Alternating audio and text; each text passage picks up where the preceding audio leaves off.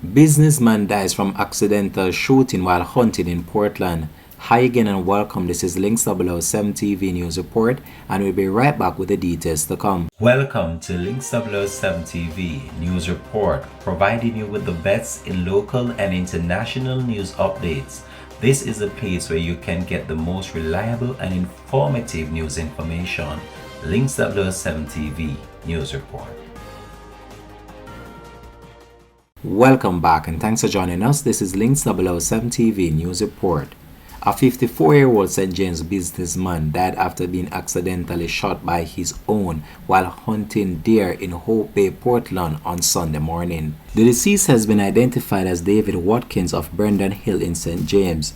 The Corporate Communications Unit, the CCU, the police information arm, confirmed the shooting, which has been labeled as death by misadventure. The accidental shooting reportedly occurred around 7 a.m. when Watkins reportedly died as a result of injuries he sustained while flipping and falling over, which caused his licensed gun to be discharged.